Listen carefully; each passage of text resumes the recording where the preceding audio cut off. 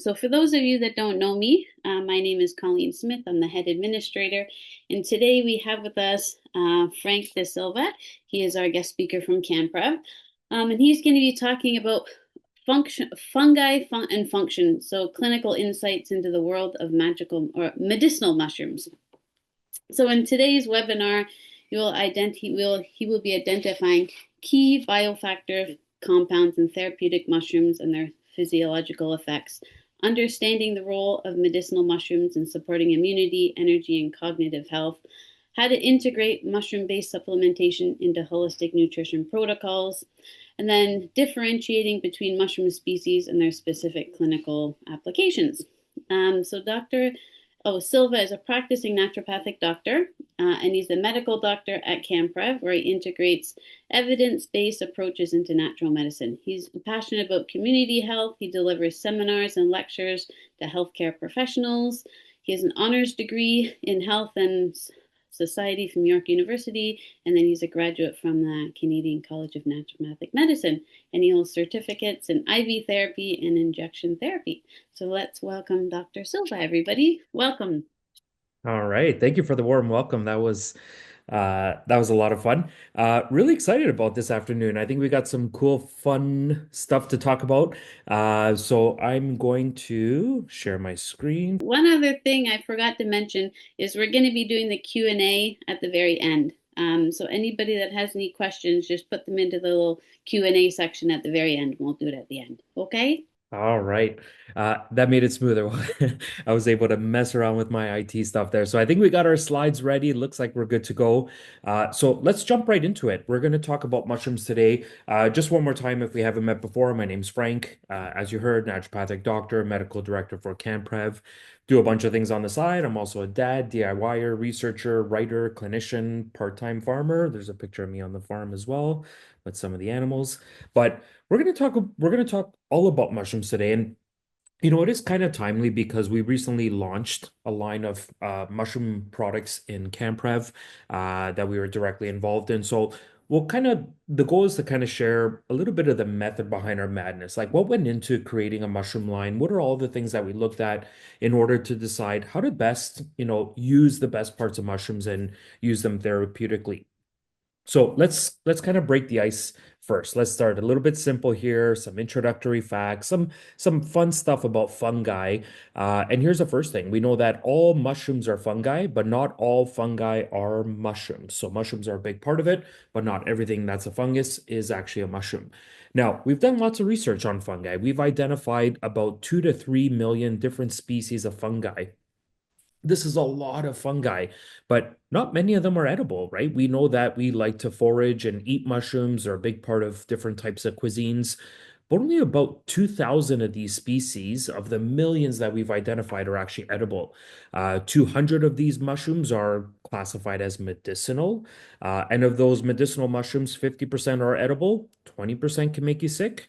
1% could actually be fatal. So I've never foraged for mushrooms for this specific reason. If you don't know what you're doing, you can make yourself more sick, or it could be even more dangerous than that.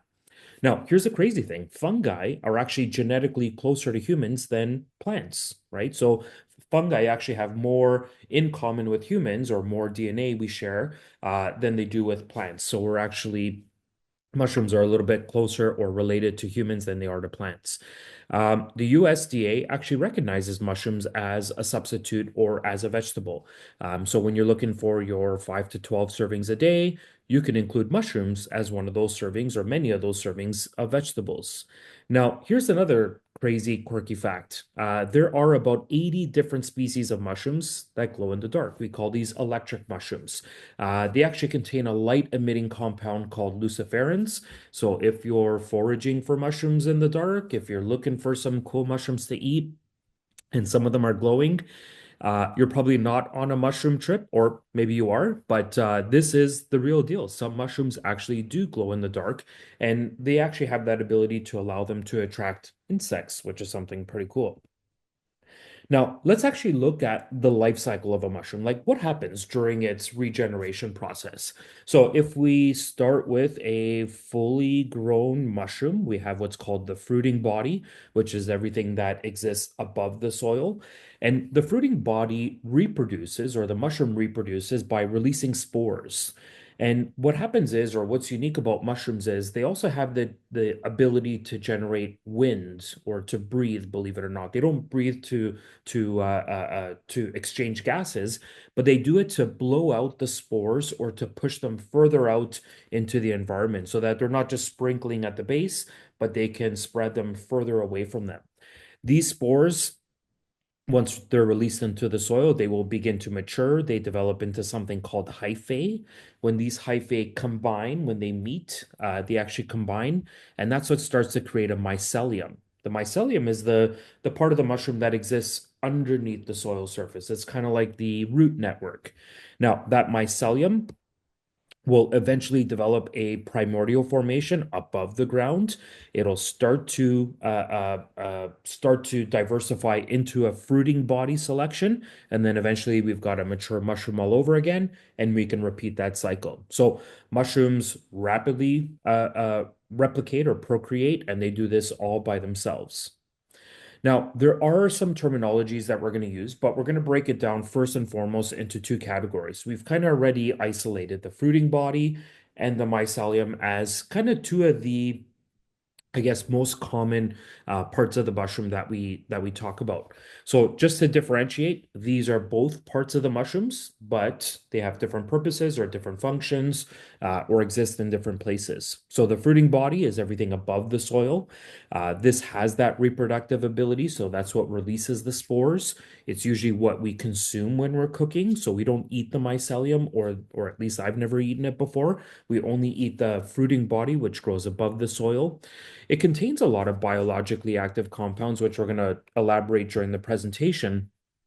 And most of the time, for us to extract these compounds, we have to use some type of extraction method, right? Whether we're extracting, medicinal compounds with hot water or alcohol, or sometimes even both. Now, the mycelium grows under the ground. It doesn't see any light, right? It's the vegetative body. It doesn't produce any spores. It doesn't help in procreation or replication. We don't usually eat it. At least I've never seen it at a grocery store. And this is actually the part of the plant, or this is actually the part of the whole mushroom where we extract the nutrients from, right? So the nutrients will come up through the mycelium. It does also contain biologically active compounds, just like the fruiting body does, but different types of compounds. And we'll learn about that a little bit later on. And as opposed to the fruiting body, we don't actually undergo any type of extraction process with the mycelium. So instead, what we do is we actually grind or mill all of the mycelium into a fine powder, and that's how we can absorb or extract all of those nutrients. So when we look at the mushroom and we look at those biologically active compounds or compounds in general, we'll see that there's quite a few that have been studied. There are hundreds. We're not going to go through all of those today, but at least some of the more common ones, things that are kind of the everyday language when it comes to mushrooms. We're probably familiar with most of these polysaccharides. This is a group of compounds that help us with things like immunity, helping to regulate the role of your immune system. They help with inflammation. Some of them are even studied to be anti-carcinogenic. We have beta glucans, which, believe it or not, are actually a subgroup of polysaccharides.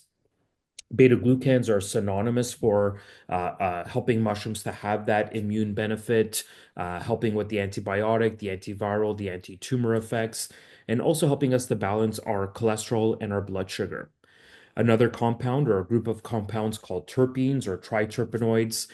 These generally help us with the liver. They help us to regulate our lipids and cholesterol. They're antioxidants, anti-inflammatories, and they generally help to inhibit the histamine release. We have ergosterols, which are kind of loosely related to vitamin D. It's actually a precursor to vitamin D2. They're studied for a multitude of other benefits, things like anti-tumor benefits, antioxidant benefits. Statins, believe it or not, yes, statins that lower cholesterol are found in mushrooms. And then a whole host of other vitamins, minerals, proteins, and other macro or micro minerals. And another class of compounds called polyphenols, which might include things like quercetin and flavonoids and various other polyphenols. So when we were kind of doing our research on mushrooms, and there's quite a bit of research available, which made it really interesting and really fun to work on this project. But it seemed like, the discussion that we were having both in the retail setting and the clinical setting and various other places was, which part of the mushroom should I be using? If I'm looking for the therapeutic benefits, should I choose the fruiting body? Should I choose the mycelium? Or at least if I have the opportunity to source mushrooms for this project, what is it that we should be looking for? So we started to keep track, right? We started this tally where, every time we would study a certain component or part of the mushroom or function, we would kind of score it, right? Does the advantage go to fruiting body, which is a green check mark, or does the advantage go to the mycelium, which was the blue check mark? So let's go through this process that we went and we kind of duplicated this here. So when we looked at the category of research, right? And what we were assessing was how much research is there? How good is the research? How much can we learn from all of the, body of research that's been done? Hands down, the advantage went to the fruiting body, right? We know most of the research throughout the years, throughout the decades, has been done on the fruiting body, right? And if you were to ask me which mushroom in particular is the best studied mushroom, it would actually be reishi mushroom. This is the one that has the greatest amount of human research. Now, this will change, I believe. I think if we redo this, tally or this test in 5 years or 10 years, we might actually see the mycelium come out ahead because a lot of the problem is mycelium hasn't been studied as long as the fruiting body. So the fruiting body has decades of research behind it, whereas the mycelium is still fairly new. We've only researched it for about the last 20 to 30 years. So I do think it will catch up. What about traditional application? If we were to look at, okay, what did our ancestors use? What were the traditional uses of mushrooms? Which part of the mushroom did we use? Again, advantage goes to the fruiting body. Like traditionally speaking, if we go back thousands of years, it was the fruiting body that we would traditionally use, when we would both cook with it, make tinctures, teas, soups, also all sorts of other things. It was traditionally the fruiting body that we would use. So traditionally, culturally, we grew up using mostly the fruiting body of the mushroom for medicinal purposes. If we were to look at which part of the mushroom has, greater amounts of minerals, which part of the mushroom is more nutritionally dense, let's say, again, it would be the fruiting body, right? The fruiting body generally has higher levels of copper, zinc, iron, chromium, manganese when you compare it to the mycelium. Here's the downside though. It also contains higher amounts of heavy metals, things like nickel, lead, cadmium. Part of the reason that's why we do heavy metal testing with mushrooms, if you didn't think that was important, it is very important because the fruiting body, although it has higher levels of micronutrients, it also has higher levels of heavy metals. Now, I'm going to say there's an asterisk here, or there is an exception, because when we talk about the mycelium, there's also a subcategory of mycelium that we call cultured mycelium, whereas where we actually allow that mushroom mycelium to ferment or to react with substrates. And doing this can actually help to produce and increase the uptake of certain minerals like zinc and selenium, especially when compared to fruiting bodies. So small asterisk, cultured mycelium actually has higher levels of certain of these minerals. Now, what about sterols and statins? I talked earlier, these were some of the compounds that we see in mushrooms. And yes, statins, the same ones that lower our cholesterol levels, sterols, higher in the mycelium, higher in the fruiting body. This actually goes to the mycelia. Believe it or not, we get about 1 to 2 times as much sterols in the mycelia than we see in the fruiting body. We also know that the mycelium has a higher concentration of ergosterols specifically, which we mentioned before was kind of like the precursor to vitamin D or vitamin D2, about twice as much as we see in the fruiting body, so much richer source. And there are many other sterols, right? Ergosterol is one of those compounds, but there are other ones. More recently, we've studied a sterol named H1A, resembles testosterone and DHEA, and this was actually isolated from cordyceps. Right now, they're using it to potentially treat or be helpful in certain types of autoimmune disorders. Statins we see higher in the mycelium, right? So that root structure also has higher amounts of statins, which directly lower our cholesterol levels. Oyster mushrooms, shiitake mushrooms generally have the highest concentrations of statins if you're looking for those in particular. What about polyphenols? Remember, we talked earlier about polyphenols. We said that these can include all sorts of things. They could be flavonoids, they could be coumarins, they could be catechins, they could be cinnamonic acids. The fruiting body generally has higher levels of phenolic compounds or polyphenols than the mycelium does. And not just on its own, we actually find that you need to use certain types of extraction methods to dramatically increase these. So, yes, you can extract polyphenols in a water-soluble substrate, but when we use alcohol or a water and ethanol or alcohol extraction, we actually get 5 times as much antioxidant activity than not using the alcohol. Which mushroom has the highest amount of polyphenols? That would usually be chaga, closely followed by reishi, shiitake, and turkey tail. So lots of polyphenols in those mushrooms. And not just one or two. When we look at chaga, we found over 111 different types of polyphenols or phenolic compounds. So that's the cool thing about mushrooms. We know very little, and the research is growing and growing every day. What about terpenes, terpenoids? These are a different class of nutrients that we find in the mushrooms, and again, much more highly concentrated in the fruiting body. So you'll see the green check mark there. These can do a bunch of things, right? These can help us with neurological health, anti-cancer effects, antimicrobial effects, antiviral effects, inflammation, antioxidants, and these are found in a variety of our favorite mushrooms, right? Like reishi, chaga, lion's mane. These generally have the higher amounts of terpenes and terpenoids. Terpenes and terpenes and terpenoids from a taste perspective have a bitter taste, right? So this was actually something that we would use to grade the quality of the mushroom, right? If you were slicing into a reishi mushroom and you're like, "Ooh, this one is really bitter," that's actually a good thing. It would tell us that it had a higher quantity of terpenes and terpenoids. Now, we know that, for example, reishi mushroom, ganodermic acids, these are terpenes and terpenoids. These can help us to relax our blood vessels. They help to regulate cell growth and the replication of certain viruses. Chaga has a different type of terpene called betulinic acid, and this helps us with apoptosis in cancer cells. And lion's mane, right? We know lion's mane is the brain mushroom, right? It helps us with mood, memory, cognition, cognitive function. Why? Because of a terpene called hericinones. And this is actually something that is studied to increase the production of nerve growth factor or NGF, which helps us with brain health and mood. So again, higher in the fruiting bodies. So when we look at, remember I told you that reishi mushrooms had the highest levels or among the highest levels of terpenoids or triterpenoids.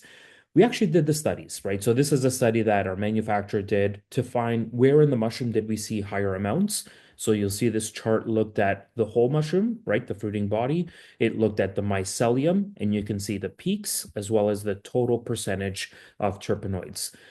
So if we look at this roughly, we can see that there is there is higher amounts of terpenoids in the fruiting body than there is in the mycelium. No surprise, we already established that. But the study also told us that as we use alcohol to extract it, you can get even higher amounts. So if we only do a water extract, we can get some of those triterpenoids. If we do an alcohol extract, we can get dramatically higher levels of those terpenoids. You can see the total percentage about 4 times as much as what you can get with just a water extract by itself. So where it makes sense, we will use either a water extraction method to get certain types of polyphenols, and where it makes sense, we would use a alcohol extraction for other types of polyphenols. In this case, triterpenoids are soluble in alcohol, and we need those to extract it.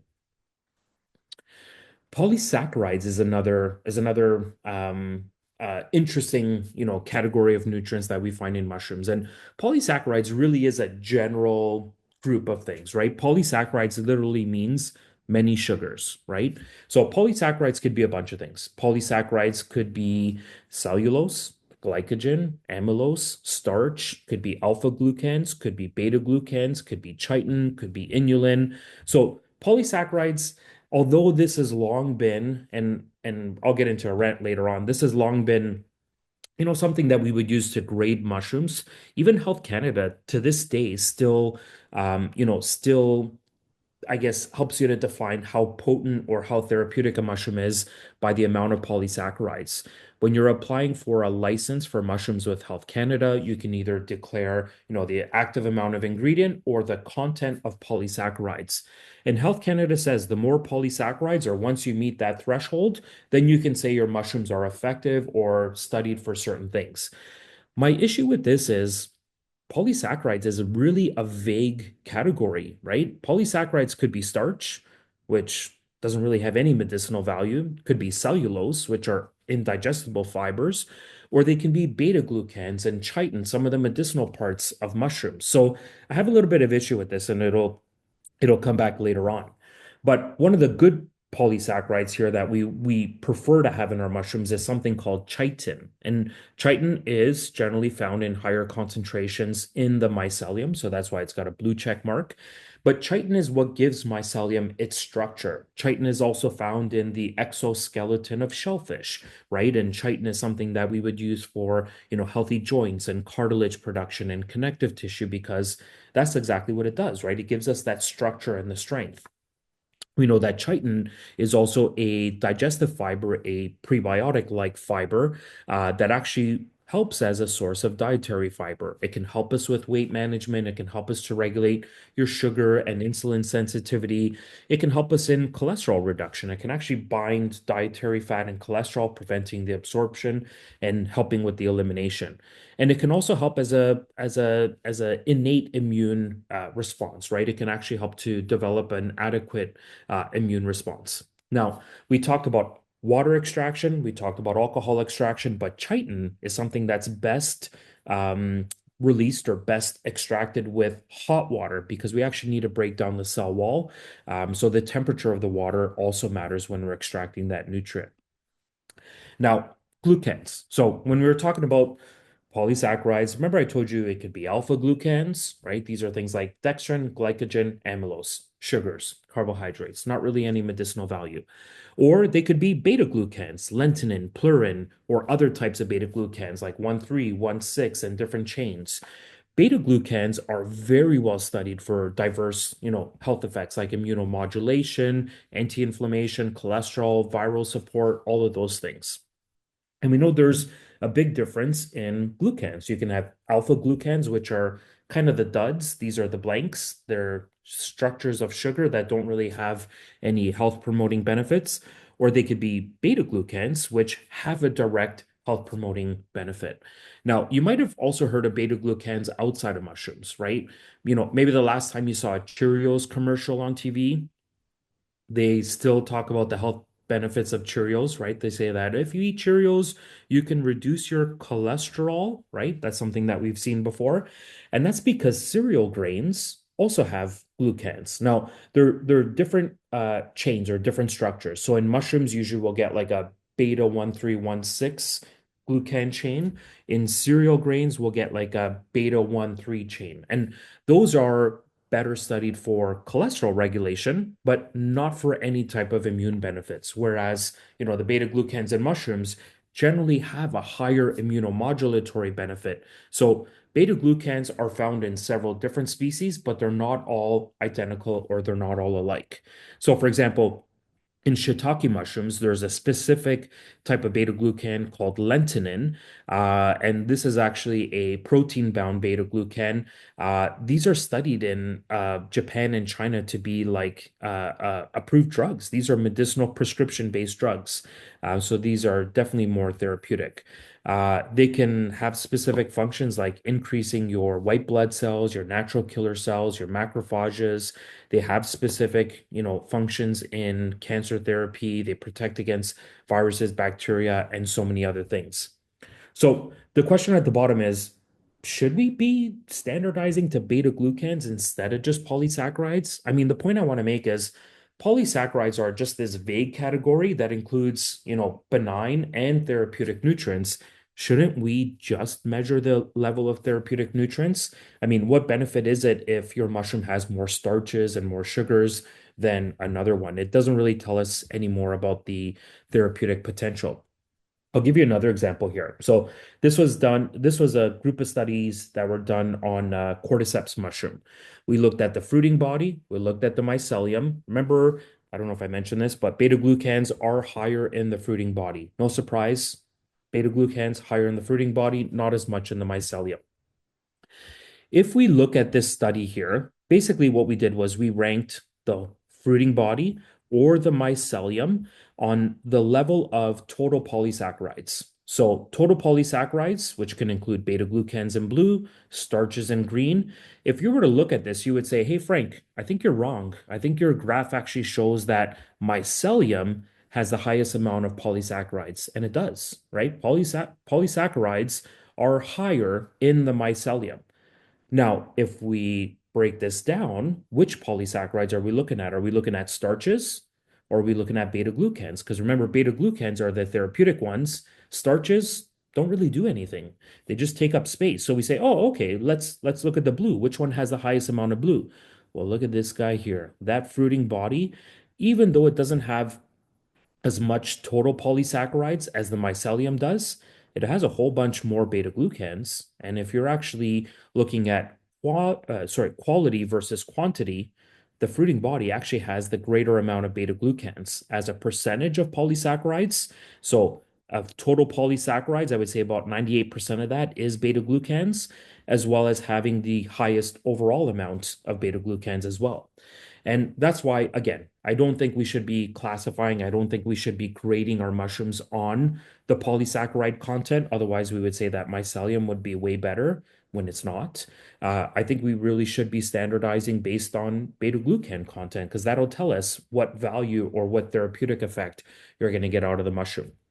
Now, the other reason why I don't not so crazy about it is a lot of adulteration happens in the mushroom space. Shocker, believe it or not. Yes, sometimes natural health products do get tampered with, right? So let me explain. When you're trying to make let's say, a dried mushroom powder or a mushroom extract, remember I told you when we are taking that fruiting body, sometimes we need to use water extraction, sometimes we need to use alcohol extraction. But either way, what we're ending up with is this liquid or aqueous solution. How do I get that liquid solution and turn it into a fine powder so that I can put it into a capsule? Well, I have to spray dry it with a medium, right? Usually what we're using is some type of starch. Oh, wait a minute. I know what starch is. Starch is a polysaccharide. Yeah, you're right. So when you freeze dry or when you spray dry a mushroom extract into a fine powder, you are introducing some starch into it, which, hey, look, the polysaccharide content actually went up when I turned my liquid mushroom extract into a dry powdered mushroom extract. So some manufacturers say, hold on a second. What if we put a little bit more starch in there? Oh my gosh, the polysaccharide content went even higher and maybe a little bit more starch in there. Oh my gosh, now all of a sudden you've got the highest polysaccharide content compared to all of your competitors. So again, I don't think polysaccharide content should be used to grade what your mushroom is because, yeah, there are shortcuts. A lot of manufacturers will put additional starches or glycogen or other simple sugars in there to beat the test, right? To make it look like there's more polysaccharides without actually delivering any more medicinal content. So we'll see this in, you might ask me which mushroom actually has the highest amount of beta glucans. If you see the blue here, turkey tail, no surprise. Which mushroom has the greatest immune benefits? Turkey tail. So it's no surprise that it has the greatest amount of beta glucans. You might be looking here, ooh, which one was at the bottom? Well, chaga. Chaga mushroom didn't really have many beta glucans. What happened, Shaga? I thought you were such a cool mushroom. I was really hoping that you had all the beta glucans when in fact it looks like you got the least amounts. Well, that's because Shaga has so many other things, right? Shaga has the greatest amount of polyphenols, over 111 different types. Not just beta glucans, that's one of the things that you'll find in chaga mushroom, but it's all of those other terpenes, terpenoids, polyphenols that give chaga so much more potential. So don't be, don't be sad, that chaga doesn't have as many beta glucans as we would like. There are mushrooms with more, and there are other things in chaga that you won't see in the other mushrooms as well, which is why they're all unique and they all contribute in different ways. Um, all right. So we talked about extraction methods. So maybe just one more time, the different types of extraction methods. We talked about water and especially sometimes needing to regulate the temperature. So hot water extraction is a popular method for extracting polysaccharides, specifically chitin, because we got to break down the cell wall in order to extract it. The problem is water doesn't help us to dissolve everything, right? Water won't pull out everything. It's just like when you're trying to wash your clothes. Yeah, sometimes you can rinse something in water and it might take out, a stain or something, but there are stains that don't come out in just water. So sometimes we have to use something like soap or a surfactant or something else to release or extract that. In this case, it's alcohol, right? Alcohol actually helps us to extract a lot of those phenols, right? Terpenes, triterpenoids, inositols, ergosterols, sterols, other plant-based sterols, and especially for certain types of mushrooms, it's necessary, like reishi and chaga. If you want to get those polyphenols, water doesn't take it out. We have to use an alcohol extraction. There are other compounds that we use water to extract, and sometimes we actually do both, right? And that's what a dual extraction is. Dual extraction is where we use water first to extract certain nutrients, and then afterwards, like chitin, we don't want to break it down with alcohol, so we'll do water first. And then afterwards, we do a secondary extraction with alcohol to get all this stuff that we missed. And then there's also just a dry extraction method, right? So this is what we do with mycelium. We just dehydrate it, grind it up, and dry it. So those are generally the different types of extraction methods. Now, if you've been kind of keeping score, I don't know, what would you guys score this as? Would you say the fruiting body has more check marks, the mycelium has more check marks? I don't know. It was pretty close. And I think maybe the fruiting body had a slight advantage. We saw all of those beta glucans in there, and that got us really excited. But I think there's something that's kind of missing. And we talked about fruiting body and mycelium. There's also a subcategory called cultured mycelium, right? And cultured mycelium is where we actually take that mycelium and, as the name implies, we culture it in a tank with a substrate, right? Something that's going to facilitate, the fermentation, right? Provide a synergistic or symbiotic effect. And we can actually use certain substrates like rice, oats, rye, millet, or other cereal grains to help ferment or produce a variety of other nutrients.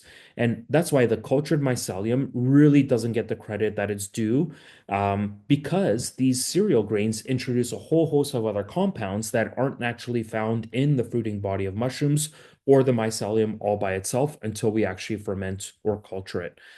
So it does have other nutrients that we wouldn't necessarily categorize in mushrooms itself, but these can also help us to produce certain types of immune benefits. All right. So this kind of, I don't know. Now that we mentioned that, I feel like if I had to score, which one's better, I wish we could take a poll or something in the room. Um, but I don't know. I was kind of keeping score, and I kind of think it's a tie, right? And maybe you agree, maybe you disagree, maybe you have a favorite part of the mushroom, but is there anything that I feel comfortable leaving out or not putting in our mushroom extract? Not really. So, kind of what we did after going through this whole exercise is we did both, right? I know most manufacturers will say, hey, we've got this really cool mushroom fruiting body with lots of beta glucans. And other manufacturers will say, whoa, whoa, whoa, whoa. It's the mycelium. Mycelium has all the ergosterols and the sterols and the statins and all of these other wonderful things. Well, what we did is we actually did both, right? We made a variety of mushrooms, but the premise was we took both the fruiting body, so you'll see mushrooms listed as the fruiting body, as well as the cultured mycelium. And we figured we're not going to leave anything out. I think they all have their own host of benefits. You'll see when you look at the ingredient list, this one is our full spectrum mushroom, which has a variety, 7 different mushrooms in here. Sometimes we do a water extraction. So if it doesn't say what the extraction method is, it's a water extraction. Sometimes it's a dual extraction, which is water and alcohol. So you'll see, remember we talked about things like, where was it? Chaga needing that alcohol extraction. So we actually do both. We know cordyceps, you actually require both. Whereas turkey tail, lots of beta glucans, water can extract that. So we don't actually need a alcohol extract for turkey tail mushroom. But what I'm going to do first is we'll kind of go through what those products are, what the different species of mushrooms that we chose are, and why they might be beneficial. So this one is kind of the whole group of mushrooms. Like I said, 7 different types of mushrooms. We have an individual chaga, an individual lion's mane, turkey tail, cordyceps, and reishi mushroom. And then in the formula, we got all 5 of those, plus maitake and shiitake mushrooms. So, if you're not familiar with maitake mushrooms, maitake mushroom was a gift-giving mushroom, right? It was based on an old proverb. Parents used to actually gift this to their children as an encouragement, or if they achieved something great, or if they made a large accomplishment. So it was kind of like the equivalent or the translation of giving somebody a pat on the back. Job well done. Here's a gift of maitake mushroom. So it was always served at special festivals and ceremonies, weddings, those types of things. Long time ago, we actually saw that mushrooms were actually worth more than their weight in silver. Maitake mushrooms were highly valuable. At one point, they were actually referred to as the king of mushrooms, not because they were better than other mushrooms, but generally just because of their size. Maitake mushrooms were just some of the biggest mushrooms that we would see. Now, medicinally, maitake mushrooms can help us with a bunch of things. Primarily, they work as an adaptogen, so they help us with stress, both physical and mental. They help us with immune function. Believe it or not, they can actually protect against some of the growth of different types of cancer cells, like breast cells, breast cancer cells. And they can also help to reduce some of the side effects from chemotherapy-based medications. They can slightly help us with cholesterol control. They can help us with metabolic benefits like sugar, diabetes, PCOS. And generally, they have some of the highest amounts of antioxidants and flavonoids, vitamin E, vitamin C, and phenols. Shiitake mushrooms. So if you notice maitake, shiitake, taki is a general name that means mushroom. Shai or the shi refers to tree because shiitake mushrooms actually grow in trees, right? So they don't grow on the ground, they actually grow above the surface. These are, believe it or not, the second most commonly consumed mushroom. Shiitake is the second most commonly consumed mushroom, second only to button mushrooms, believe it or not. And it has a distinct flavor, right? Shiitake mushrooms have like an umami flavor. So that's why they're widely used in cuisine because they add flavor rather than take it away. Therapeutically, shiitake mushrooms can help us with, again, regulating our cholesterol levels. They inhibit certain types of enzymes that are involved in cholesterol and methylation. We know that it's rich in phytonutrients. It helps us to fight off infections. And they've been studied for a variety of different compounds, right? We talked about lentinin earlier. That's shown to have anti-cancer properties. If you're familiar with a natural health product called AHCC, activated hemi coricellulose. I'm going to butcher that name. That was something that was traditionally extracted from shiitake mushrooms way before mushrooms were cool. Can also help with gout, fatty liver disease, and a bunch of other metabolic conditions. So those two do not come all by themselves. Every other mushroom we make comes either by itself or as part of that whole formula. So one of the cool mushrooms, definitely trendy right now, cordyceps, right? If you've been watching HBO hit show The Last of Us, I'm sure some of us have seen that before. If you haven't seen it before, The Last of Us is based on the cordyceps mushroom, right? It's actually based on, the premise that cordyceps mushroom actually has this spore that can infect our brain and turn us into zombies.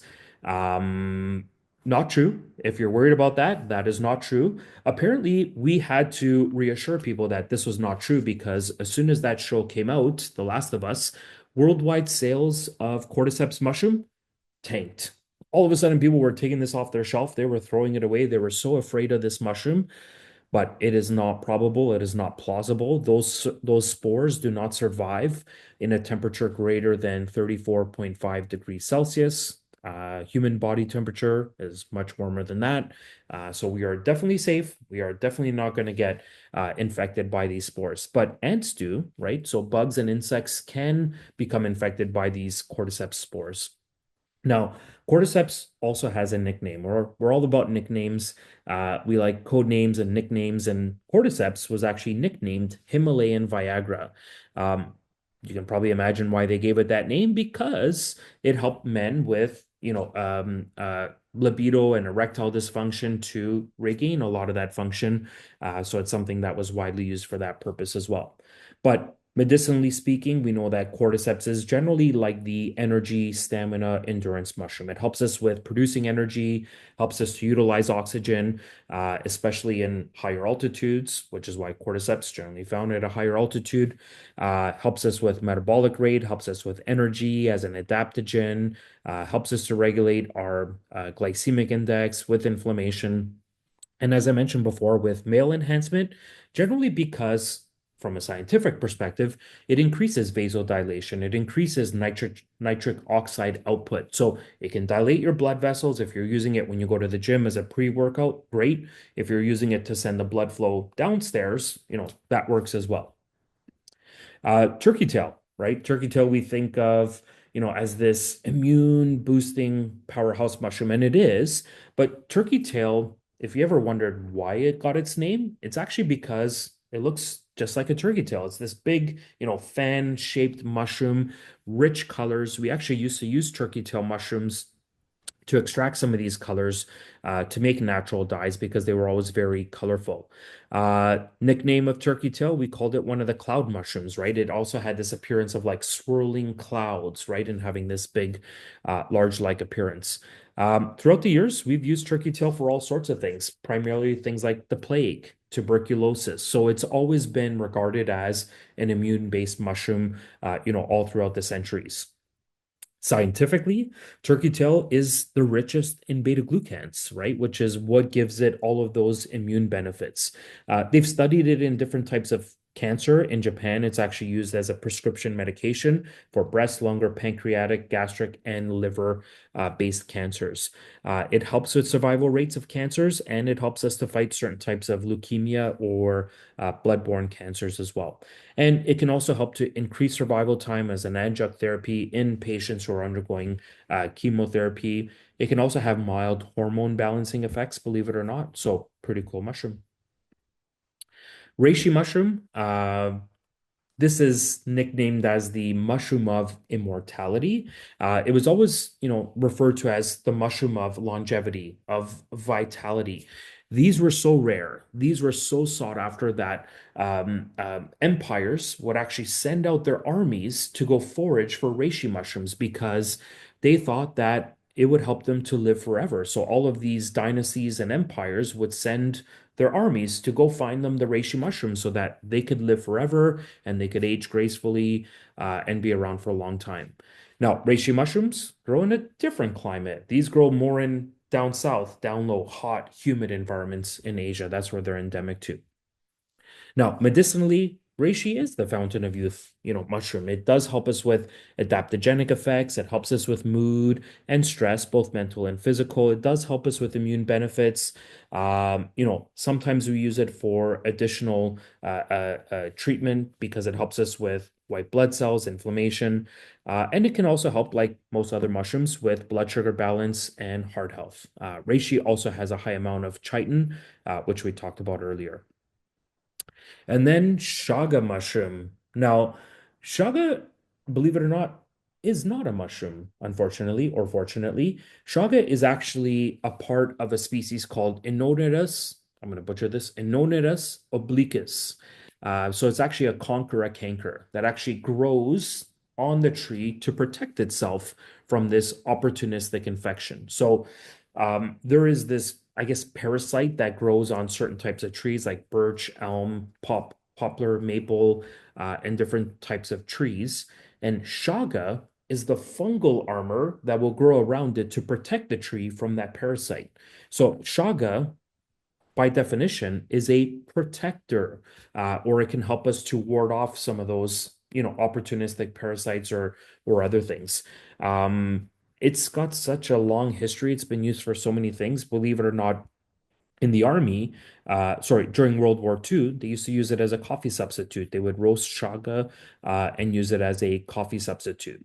Now, medicinally, shaga helps us to boost our white blood cells. We use it in different types of cancer all over the world, lung, liver, breast, prostate, and colon cancer types. like most mushrooms, helps with heart health, helps with blood sugar control, also helps with AMPK production, which helps us to produce energy, helps us to kind of get the same benefits of exercise in our body, and it helps us to balance our stress and our mood. Chaga is rich in so many different types of compounds that we could literally write a whole book or have a whole list on all of those benefits that chaga does. And then lastly, I believe is lion's mane. And lion's mane, kind of synonymous with the brain mushroom, right? We use lion's mane for all of the cognitive benefits, mood, memory, concentration. What nickname did lion manes get? Lion's mane get? It got a few. They call it bearded tooth mushroom, pom-pom mushroom, monkey head mushroom, Yamabusha taki. Remember, taki means mushroom. This is a Japanese phrase or word that translates to those who sleep in the mountains, which just kind of sounds really cool, right? Just kind of sounds like this is this enigma of a mushroom, really cool, but kind of describes where it grows. Lion's mane grows high up in altitudes, right? Usually at the tops of trees or high in the mountains. From a culinary perspective, I've never tried lion's mane mushrooms, but they describe it, the texture is similar to white bread, and they say the taste is similar to seafood. So maybe good, maybe not. I don't know if anyone's ever tried it before. Let us know in the chat box if you have. But yeah, they grow really high up in different types of climates that we wouldn't be able to achieve usually, like in a greenhouse or anything else like that. So medicinally, lion's mane does help us with nerve growth factor synthesis. It helps us to, increase neural pathways, helps with cognition, mood, memory, helps us with mild antidepressant effects, can increase, endurance and reduce fatigue. It can help us with uptake of glycogen and antioxidants. It can lower lactic acid levels. So it can help us with a whole bunch of those things in addition to just the brain benefits. All right, those are all the formulas we make. And I know the other question people always ask is, can you tell me where you get your mushrooms? Like, is this a thing? Can you share that information with us? Is this top secret or not? Of course we can. And I'm happy to share our mushroom where we source these from. We take a lot of pride in all of our ingredients, where we source them from. We go to great lengths in looking for, the right partner, the right supplier. So yeah, I'm happy to share where we get our mushrooms from, actually from two different suppliers. So you remember we use the fruiting body and the cultured mycelium. So the fruiting body actually comes from a company called Namex. Namex, you can look them up. This is not top secret information. You can Google Namex, hopefully not right now, maybe after the presentation is done. They're based out of Gibsons, BC. They've been making fruiting body extracts for over 45 years. But the mushrooms are not grown in BC. We actually source the mushrooms, or this company brings them in from China. And I know everyone's like, oh, you had me until you said China. I was really hoping that these were local, grown mushrooms. Unfortunately, that is not the case. And by design, we actually want to source our mushrooms from China. I know everybody thinks, well, don't they have lower quality? Isn't it not the greatest? Actually, quite the opposite, right? If we look at where are these mushrooms naturally found? China. Where does 85% of the world mushroom cultivation happen? In China, right? Where in the world do you have the variety of climates, high altitudes and trees, low, humid, hot areas? China, right? It has the perfect environment for growing these things, right? And because it's in its natural environment, we don't have to control the growth, right? These are not grown on farms. These are not grown in greenhouses, but they're actually grown naturally, right? In their own environment, whether it's on logs, sawdust, trees, or anything else. All of these extracts are organic. They do not treat them or use pesticides or herbicides or anything else. They're not grown in a lab, so they're not fed like filtered water. This is all, naturally irrigated with deep well water. It's exposed to natural sunlight. It's sun dried without the use of chemicals. And the other reason is because of the unparalleled level of testing. So, just to give you an example of the amount of testing that goes into these mushroom extracts, before they leave China, we do we don't do it, but the material supplier does a complete microbiology test. We want to know good bacteria, bad bacteria, what is on those mushrooms, yeast, mold, E. coli, coliforms, everything. Heavy metals, right? Remember when we talked earlier, a fruiting body has higher levels of minerals, but it also has higher levels of heavy metals. You should be doing heavy metal testing on your mushrooms because it is a common issue. We might not consider that, but yes, heavy metals can be present in mushrooms, and that's something that we test for. Pesticides, and we do this in excess of what USP requires. When those mushrooms get to British Columbia or to North America, we do another complete microbiology test just to be sure. H&M, pesticides. We test for beta glucans. We test for alpha glucans, not just polysaccharides, because remember I told you some of these companies might actually cheat the product. They might put a whole bunch more starch in there in order to bump up that polysaccharide content. We don't fall for that stuff. So the manufacturer actually tests for all the individual factors, alpha glucans, the duds, and beta glucans, the therapeutic ones, because it happens, right? Where they try to pass something off as really therapeutic and it's not. So they're very strict on which mushrooms they accept, and they have their own standard for where beta glucan testing should be to make sure that it is biologically active. We test for all the other compounds for ergosterols, right? If we're receiving reishi mushroom, we will test for triterpenoids. If we're receiving cordyceps mushroom, we will test for cordycepin. If we're receiving lion's mane mushrooms, we will test for hericinones, right? All the different types of extracts is specifically what we're testing for instead of just testing polysaccharide content, which doesn't really tell us anything. The other company we buy our mushrooms from, the cultured mycelium, is from a company called M2. They are based in California. Their material is all organic as well. Remember, I told you that cultured mycelium is not, well, what's the way to say this? Cultured mycelium is just that. It's cultured, right? It doesn't naturally grow. We actually introduce it to a medium. In this case, we use cereal grains, which actually have a tie to here in Canada. This is word for word from the manufacturer, whole grain oats sourced from the pristine rural farms in Canada. So they actually regard our cereal grains as some of the best in the world. So these cultured mycelium are actually grown in a tank, right? In a sealed environment, because that's how you actually ferment or culture mycelium. Just like when you make wine, you don't just, pick grapes off of the tree, throw them in the field and say, wine, produce yourself. No, you have to do this in a tank. It has to ferment under the right temperature, substrate, and everything else. Cultured mycelium, the exact same thing. This does not happen out in nature. This is a man-made process where we actually help those ingredients to fully react and produce new types of compounds. Then they're air dried, controlled temperatures, they're ground. We don't use any alcohol or solvents or anything else like that to extract it. And then, of course, DNA testing and all sorts of other testing to confirm, that we're getting the right type of mushroom as well as the integrity as well. All right. And that is the end of our presentation. So that brings us right to the end.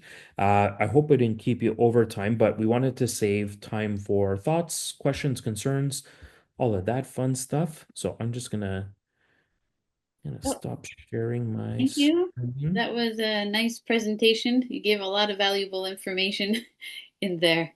Oh, I had one question. When you were mentioning that the cultured ones are with the cereal grains, if you had like food sensitivities, would some of that cereal grains transfer through? Yeah, good question. There are no cereal grains in the process, so they have a process by which they separate it and filter it out. However, we can't say that these are, gluten-free or free of all these other things. So I would still say exercise caution if you are sensitive to any of those things, just to be on the safe side. Of course, by design, there is no cereal grains in there. Once it reacts and once it ferments, it's a completely new process. So it's kind of like saying, oh, I'm drinking coffee and coffee is made with water. So I got lots of water today, right? Well, not really. This is a new compound. Now you're drinking coffee, you're not having water anymore. So same thing. When we talk about cultured mycelium, we're not consuming oats and we're not consuming, the grains. We're consuming this new fermented product. So shouldn't have any of that in it, but I realize that some of our allergies or sensitivities can be severe or very sensitive. So that might be something to be cautious about. Okay, thank you. Okay, so we will go through some of the questions.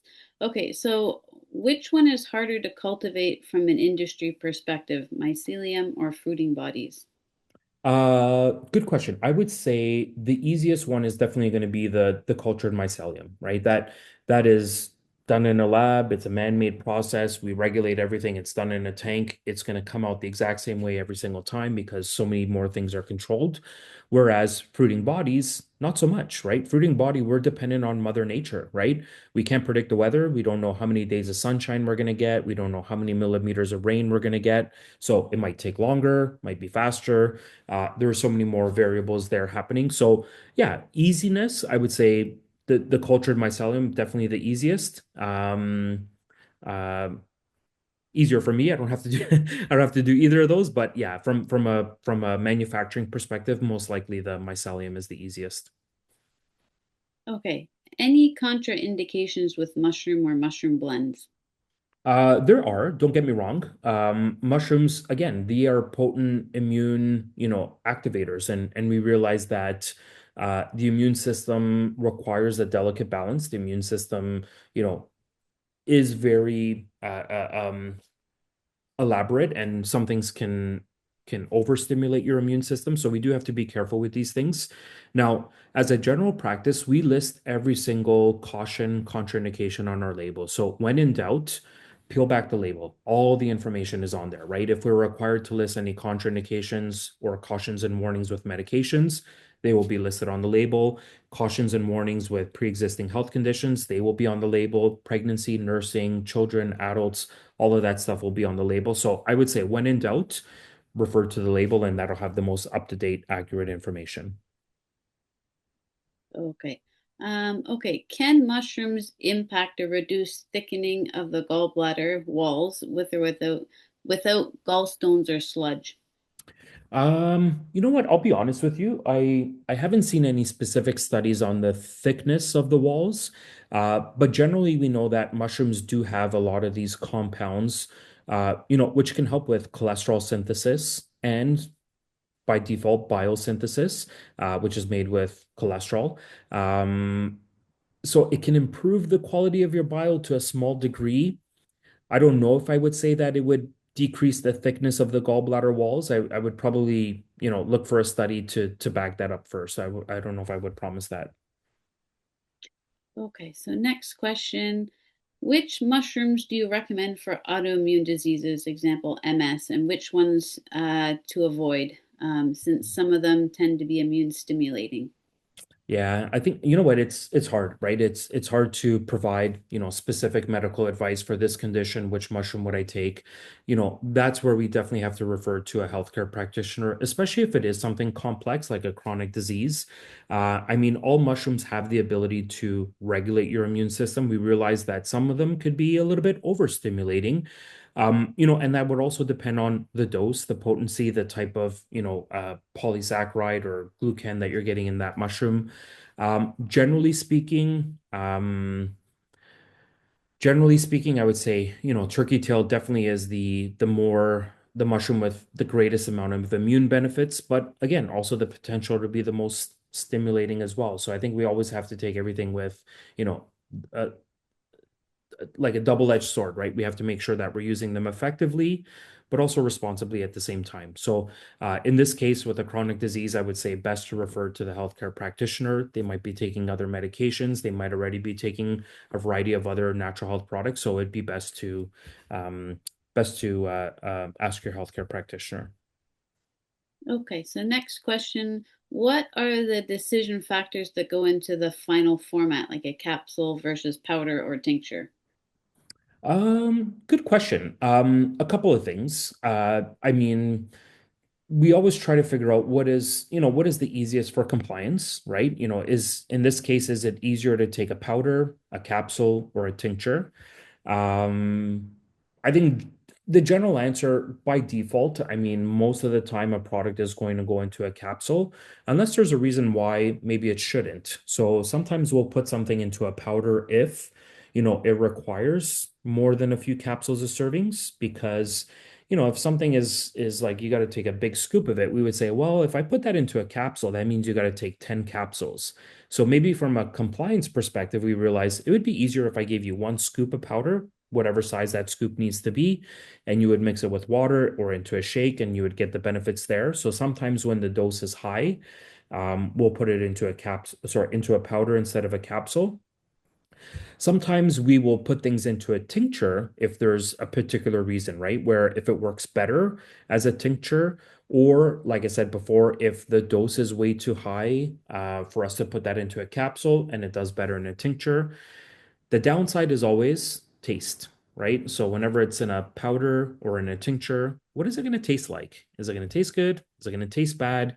Am I going to have to sweeten it? Am I going to have to dilute it in more water or something else? So that always kind of comes into play as well, right? So yeah, sometimes if it's something that has a really bitter taste, and these mushroom extracts do, right? If you have something that is high in terpenes or triterpenoids, they will have an extremely bitter taste. Maybe not the most palatable. We don't want to have to add sugar into it or some other type of flavoring. So that's why usually they'll go into a capsule just to make them, easier to swallow. Okay.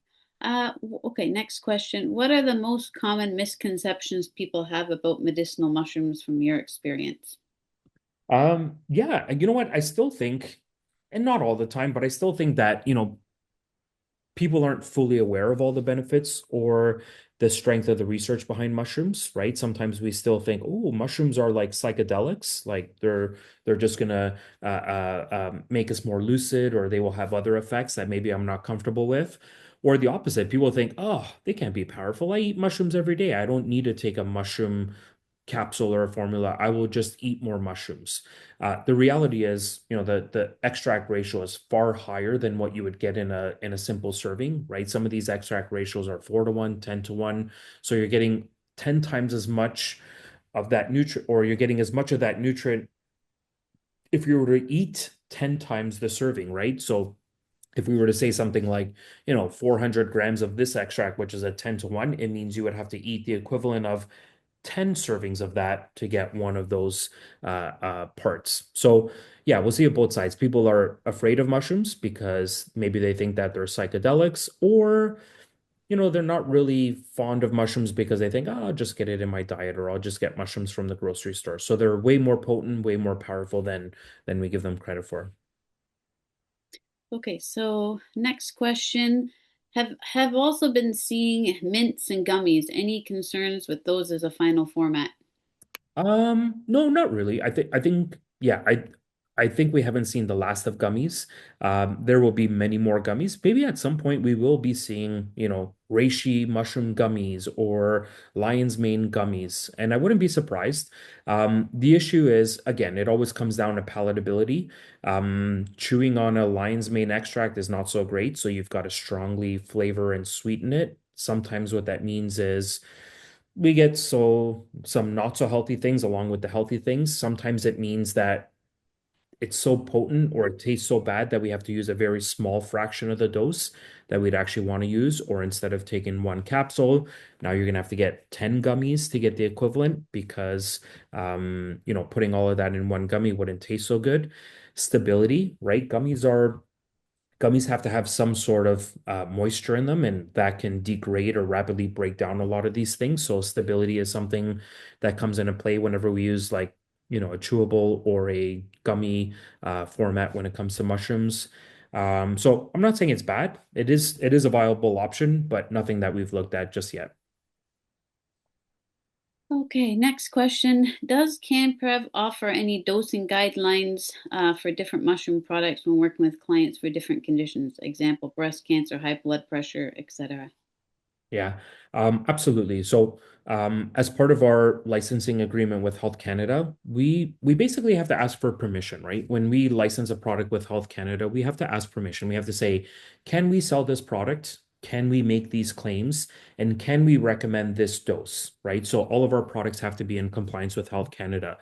So we have to share that information with Health Canada. We have to say, here were the studies that were done, and the dose ranges anywhere from, I'm just making this up, 200 milligrams to 400 milligrams for these benefits. So Health Canada says, okay, if you want to recommend mushroom, you can only use it in the dose that's been studied in the research for those purposes. So while somebody might say, well, how much do I take for cancer? Health Canada will never allow us to make that recommendation, or how much would I take for this?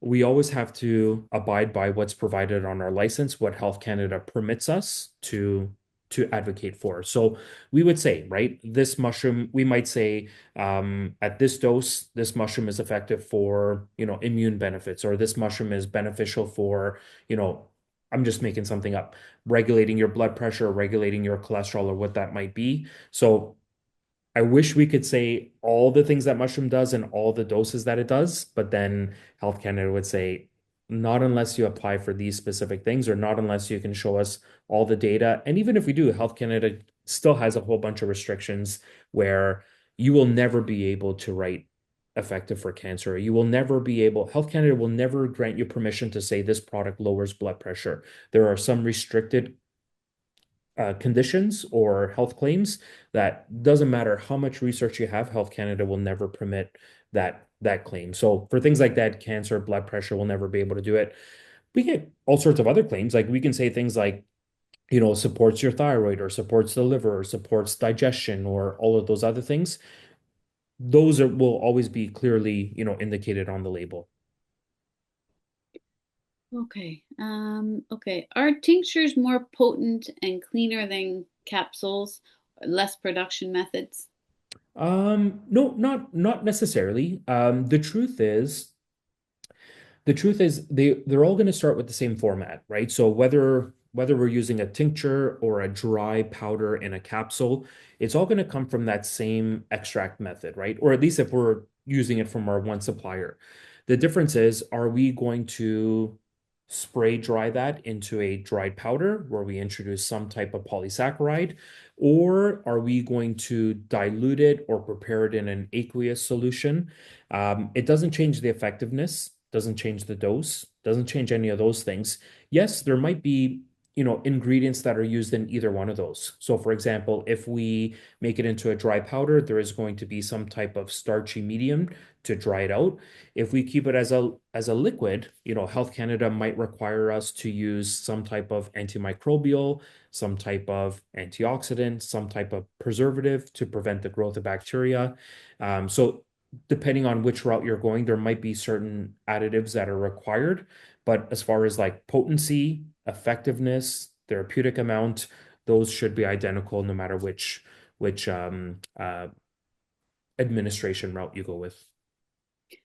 Okay, so next question. Do mushrooms introduce fungal spores into the body that generate cancer cells? No, mushrooms, well, maybe I'll answer a couple of questions. Do mushrooms cause cancer? No. Do mushrooms bring in fungal spores into the body? Maybe if you were wild foraging mushrooms, I could see that potentially. Yes, mushrooms procreate or replicate with spores. We don't have any spores in any of our mushroom products. If you were, wild foraging them, perhaps. But even still, fungal spores do not create cancer cells. Fungal spores create more mushrooms, right? Mushrooms do not promote the growth of cancer. Mushrooms promote the growth of more mushrooms, or at least that's what the spores do. So no, fungal spores would not foster the growth of cancer. They would not generate cancer cells. They would just generate more mushrooms if they were dropped on the soil or had the right environment for that. Okay, someone, the next question is curious why you encapsulate them other than dosage control when they're easily soluble in water. Yeah, absolutely. We could definitely make a water-based, mushroom. It could be a liquid. It wouldn't taste the greatest. Like I said, a lot of these compounds are very bitter, especially when we concentrate them to make them more potent. So this isn't like eating a bitter reishi mushroom. This is like eating pounds of bitter reishi mushrooms that have been concentrated into a very potent extract. So oftentimes, as a liquid, we have to dramatically dilute it so that it's not as irritating, it's more palatable. Sometimes we have to sweeten it, flavor it.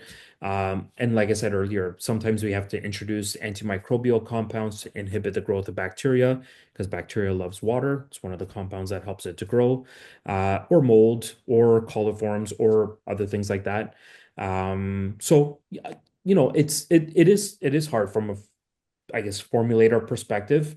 As much as we think, well, but I just love liquids, or I just love powders, or I just love capsules. It's hard to make, everybody happy. And I realize that there is no one right answer. So generally, we go with what is, I don't know, maybe going to make the least amount of people upset, or maybe what is the most generally accepted way to do this. So when we're choosing therapeutic dose over, you know, uh, um, a water-based solution in a capsule, we can put a whole bunch more. Tastes awful, but we don't even realize it because it's in a capsule. Sometimes that helps to, sway us in that direction.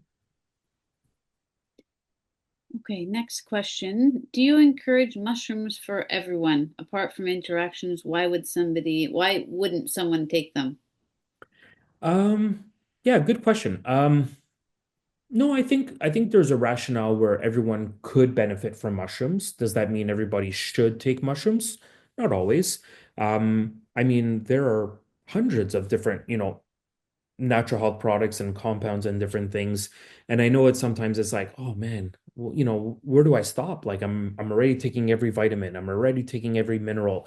Now I'm taking protein and creatine and this, and now I got to take mushrooms. So everyone's like, oh my gosh, how do I keep up with this? So I don't think that this means, well, now you have no choice. Now that you've attended this presentation, all these cool things, now you have to take mushrooms. I still think that mushrooms are cool. And especially if one of the therapeutic reasons fits. So maybe you're somebody who says, yeah, you know what, I've got this metabolic syndrome, like my cholesterol's out of control, my glycemic index is off, my energy is down, and I'm getting sick all the time. And all of a sudden we're like, you know what, certain mushrooms kind of check all those boxes, then I would say you will benefit more from a mushroom formula than you would from maybe, certain other types of things. So in that case, it might be more appropriate. And for other people, maybe not. Maybe somebody would be like, well, I take other immune boosters and I get my vitamin D from other places, or, maybe for somebody else it's less important. Again, I think yes, everybody could benefit from mushrooms. Does everybody have to take mushrooms? Are they required in our diet? Not necessarily, but for some of us, they resonate well. And it's kind of like, yeah, those are the things that I want to benefit from. Okay, next question. Thoughts for mushroom use for children. Are there any to avoid? Yeah, you know what? Unfortunately, on our label, Health Canada doesn't allow us to recommend these for children. And the reason is not because they're dangerous for children. It's because we don't know what'll happen, right? When we do research studies, we generally recruit, adults from a certain age group, men and women. They take the mushrooms, see what happens. Are they safe? Are they effective? We don't really enlist children in studies, right? Or we don't enlist pregnant or nursing moms in studies for ethical reasons.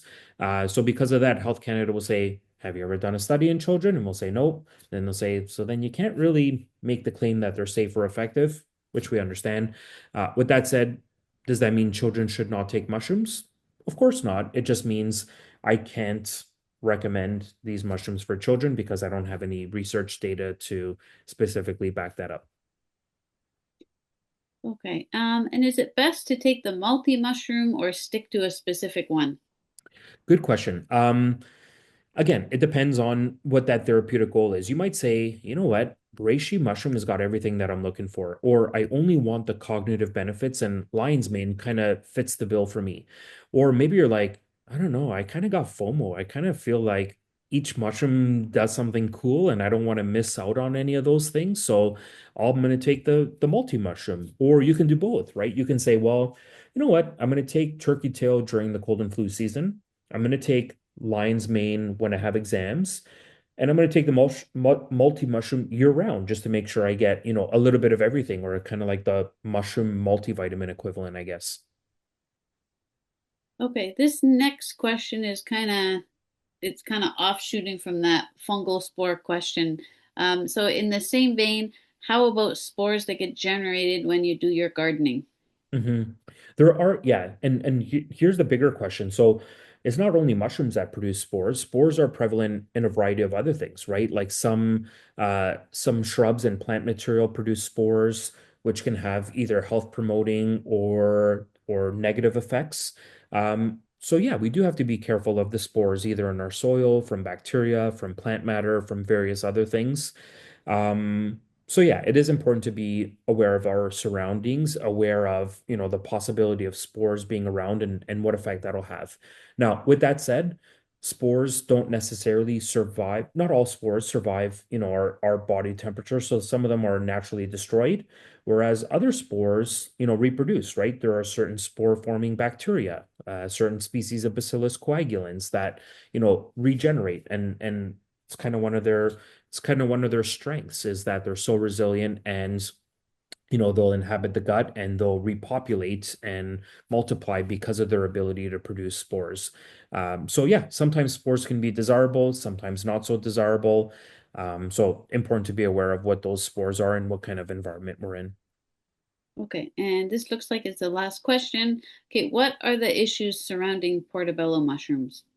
Good question. I'm not quite sure if I understand. Maybe if it's not too late, maybe you can elaborate.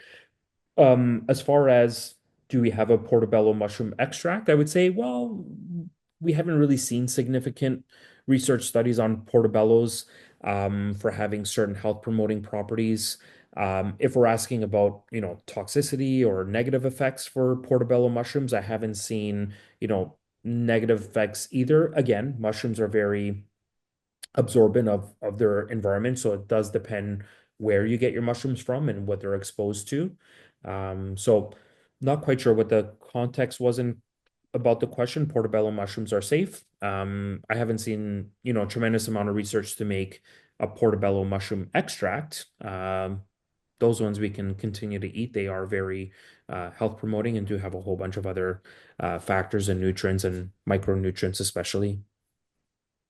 Okay, so that was all the questions. Thank you. You did a very good job. Good questions, everybody. You did a great job answering all the questions. You're really knowledgeable. So thank you so much. Yes, it was a fantastic talk. I think everybody liked it. There's a whole bunch of people, saying thank you in the chat. So Thank you, everyone. Yeah, we're honestly we're really thrilled to see such a huge attendance and looking at the numbers here. This is amazing. Thank you for spending your afternoon or morning with us, depending on where you joined from. Lots of fun, and we'll do this again. We'll talk about more natural health products again in the future.